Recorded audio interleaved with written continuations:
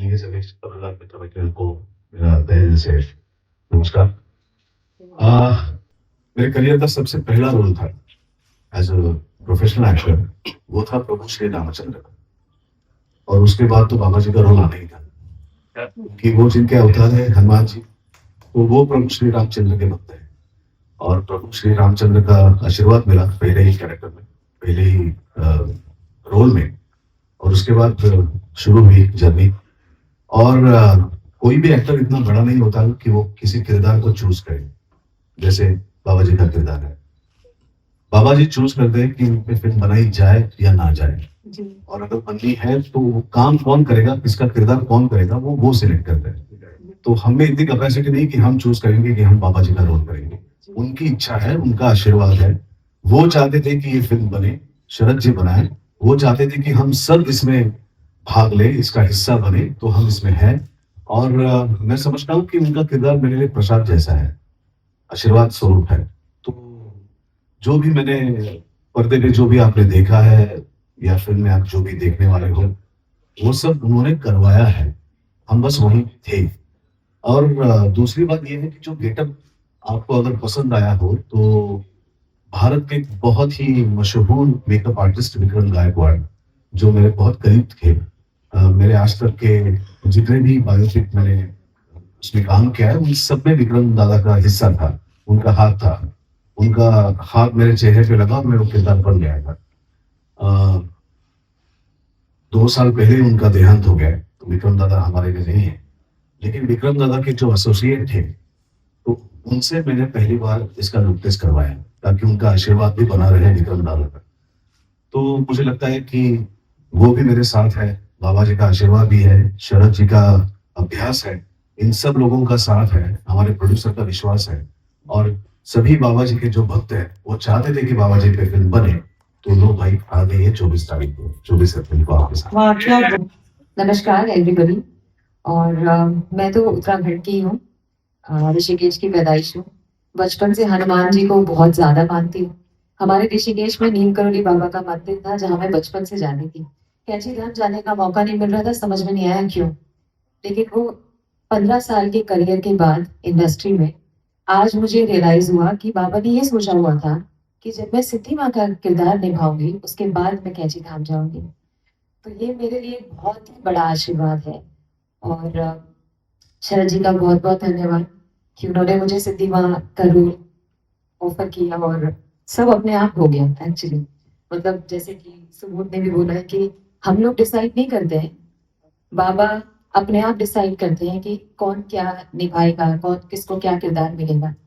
तो मेरा हनुमान जी पे एक अंधा विश्वास जिसे बोलते हैं, मतलब मुझे ऐसा लगता है कि मैं हमेशा उनसे, वो हमेशा मुझे प्रोटेक्ट करके चलते हैं। तो आज तक जो मिला है उसके लिए बहुत धन्यवाद, भगवान का हमेशा ग्रेटिट्यूड। और या वेरी हैप्पी। और मुझे लगता है कि जितने भी लोग हैं, हमारी ऑडियंस को ये फिल्म बहुत बहुत पसंद आएगी। आप सभी को मेरा नमस्कार। आपने अभी उनके लिए कहा कि ऐसे डिवाइन फेसेस होने चाहिए। जी मैं मासूम लगता हूँ। हाँ जी सर, बिल्कुल लगते हैं सर। यही फर्क है, शक्ल मेरी डिवाइन हो सकती है। हाँ, तो सिर्फ कहना इतना है, शक्ल से मैं मासूम हूँ, लेकिन जीवन दा एक ऐसा कैरेक्टर था जो सेवक तो बने होंगे, लेकिन वो सबसे बदमाश आदमी है। और शायद जीवन दादा जैसे बहुत सारे लोग होंगे जो लोग कहते हैं कोई बाबा बाबा नहीं है, नाम हो गया बस हो गया। सर बहुत सारे लोग होंगे जो कहते भी हैं। आप कोई भी पोस्ट देखने लगिए, नीचे हर तरीके के लोग आपको मिलेंगे। कुछ लोग कहेंगे कि नहीं यार वाकई है, चलो जय श्री राम लिख के तो पढ़ना ही है यार, क्या फर्क पड़ता है, चलो एक लाइक तो करके पढ़ते हैं। जब शरद जी ने मेरे को बोला, बोले ऐसा रोल करना है, सुबोध भावे कर रहे हैं, सुबोध जी नो डाउट बायोग्राफी के लिए बहुत जाने माने हैं, और उनके साथ अभिनय करना अपने आप में बहुत वो है। मैंने कहा मेरा रोल क्या है सर, ये तो बताइए आप। बोले एक इंसान है जो सिर्फ शराब पीता है और गाली देता है। मैंने कहा, "सर, क्या बात कर रहे हो आप, मेरे को आप लोगों से इतने भक्त जन है, सबसे आप मेरे को बोले नहीं एक्चुअली ऐसा ही होता है। और मैंने खुद ने ही महसूस किया है, अभी जो दौर है वो ऐसा है कि भाई मंडे टू लेके सैटरडे तक, फ्राइडे तक लोग बहुत सारे दुष्कर्म कर लेते हैं। हम सब लोग कहीं ना कहीं कुछ कुछ गलतियां करते हैं, और उसके बाद सैटरडे संडे नीम करो कि चलो ये आशीर्वाद ले लो और अपने बाल धो लो। ऐसा हो रहा है अक्सर। दिल्ली की तो सारी जनता ही है। 2 days before the shoot, I was selected for the role, and I would like to thank Sharadji. Yeah, मुझे किरदार को निभाने का मौका मिला. So, Fatima, she is also known as Moina. 62 years तक वो मौन रही. बाबा ने उनसे कहा था कि तुम मौन रहो, तुम मत रोती हो, तुम शांत हो जाओ. लेकिन ऑब्वियसली ये जो फिल्म में मेरा किरदार है वो उसके पहले का है. उनकी लाइन में she was also known as Kalika. बाबा उन्हें काली माँ के रूप में देखते थे. She was one of the biggest disciple. तो दिस इज हाउ ये थोड़ा सा चमत्कार ही हुआ है, बिकॉज बहुत एंड मोमेंट पे हुआ है. और बस मैं आगे झूठ नहीं बोलूंगा, मुझे कोई आइडिया नहीं थी नीम करोड़ी बाबा के साथ. इन्होंने मुझे इंट्रोड्यूस किया, इन्होंने मुझे, आई थिंक मुझे भी, if I am not wrong, पहला, सबसे पहला या दूसरा मैं ही था, नंबर पे मैं ही था. पहले आई थिंक किसी से बात की, दूसरे मुझसे बात की कि ये है, ऐसा है, रघुदा का रोल है, ये आप कर रहे हैं और ये नीम करोड़ी बाबा के ऊपर है. अब मुझे आइडिया भी नहीं है कौन बाबा है ये, मैंने कभी जाना नहीं, क्योंकि हम तो रहते बॉम्बे में, हम कब उस तरफ गए नहीं, और मेरी शूटिंग इत्तेफाकन कभी हुई नहीं उस तरफ, कभी नहीं हुई. तो मुझे पता भी नहीं, क्यों आप शूट करो तो आपको पता होता है कि इधर कैची दाम है और इधर ये बाबा है. ठीक है. अब इनकी मीटिंग के बाद मैंने बोला बाबा है कौन है, मैंने जस्ट गूगल गूगल किया, देखा अरे ये तो बहुत नामचीन बाबा है. बाबा आपके पास आएंगे तब देखी जाएगी. और नेक्स्ट मेरी शूटिंग लगती है उत्तराखंड में और कैची दाम में. मैं जाता हूँ, मुझे अंदर ले जाया जाता है, बकायदा समाधि पे मुझे दर्शन कराया जाता है. सर आप यहाँ मत्था टेकिए. मैंने बोला भाई ये तो मैं चाहता था यहाँ आना, मगर तो बाबा ने मुझे वहां तक पहुंचा दिया कि भाई ये देख, ये मैं हूँ और तू क्या कर रहा है अभी तुझे पता है. इन्होंने बोला रघुदा. मैंने ठीक है रघुदा. अब ये देखिए इनका विजन है. रघुदास से मुलाकात होने के बाद मुझे पता चला इन्होंने मुझे क्यों वो कैरेक्टर बोला, क्योंकि रघुदास भी रियल लाइफ में मेरे जैसे ही हैं, बिंदास, अभी तक गाना गाते हैं. उनका एक वीडियो वायरल हुआ होगा, कि सब लोग ने देखा होगा. एक हमारे साथी हैं जो हैं, उन्होंने वायरल किया था, मेरी माँ बनी है, उन्होंने वायरल किया था एक वीडियो, मतलब वीडियो वायरल हो गया. 85 years old. हाँ, वो गाना गा रहे हैं, 85 जिंदगी जी रहे हैं. He is happy go lucky like me. तो अब मुझे समझ में आया ये क्यों मुझे दिया. अब मुझे समझ में आया सिमिलरिटीज क्या है. वो भी ऐसे ही बिंदास, चलना हो जाए, चल गाना वाना गा, बिंदास जिंदगी जी, क्या है बस. तो दिस इज हिज विजन.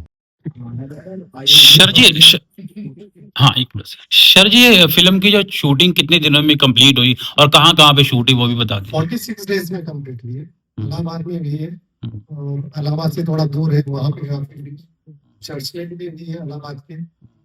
कैंची धाम के पास हमने, क्योंकि कैंची धाम जब उस टाइम में कुछ अलग था और आज काफी डेवलप हो गया, तो कैंची धाम में तो शूट करने का कोई मतलब ही नहीं था. तो कैंची धाम के बाजू हमने एक सेट बनाया था वहाँ पे. पहली बार महाराज जी का नाम सुना था.